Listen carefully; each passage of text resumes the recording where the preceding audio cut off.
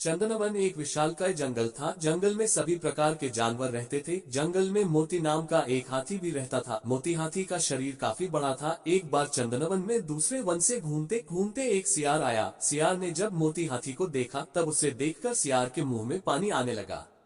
सियार हाथी को खाने के बारे में सोचने लगा और मन ही मन सियार का शिकार करने की योजना बनाने लगा। सियार सोचने लगा कि यह हाथी बहुत बड़ा है, अगर मैं इसका शिकार कर लूं तब मुझे कई दिनों तक भोजन की तलाश में भटकना नहीं पड़ेगा। ऐसा सोचकर सियार हाथी के पास गया और उससे बोला, हाथी दादा, हमारे जंगल में कोई राजा नहीं है।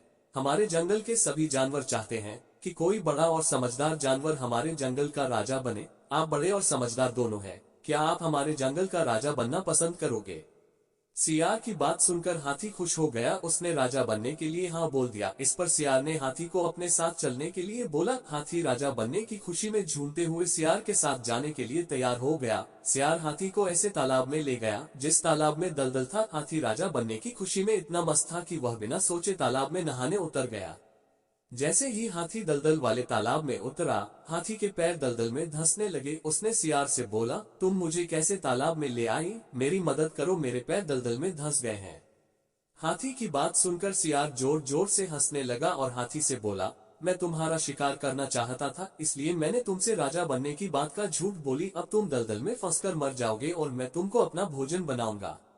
सियार की बात सुनकर हाथी की आंखों से आंसू आने लगे। उसने बाहर निकलने की बहुत कोशिश की, बहुत बार सियार से बाहर निकालने की विनती की, लेकिन सियार ने उसकी कोई मदद नहीं की और हाथी कुछ देर के प्रयत्न के बाद मर गया। हाथी के मरने के बाद सियार हाथी को खाने के लालच में उसकी पीठ पर चढ़ गया।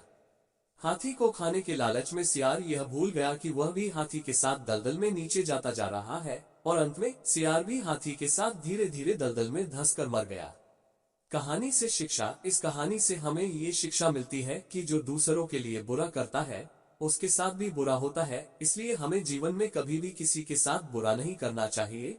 अगर हम किसी के लिए बुरा करते हैं तब हमें भी अपने साथ ऐसा होने के लिए तैयार रहना चाहिए, क्योंकि बुरे कर्म का फल हमेशा बुरा होता है। इसलिए किसी के साथ कभी बुरा ना करें। आपको हमारी ये कहानी कैसी लगी और आपने इससे क्या सीखा, हमें कमेंट करके जरूर बताएं।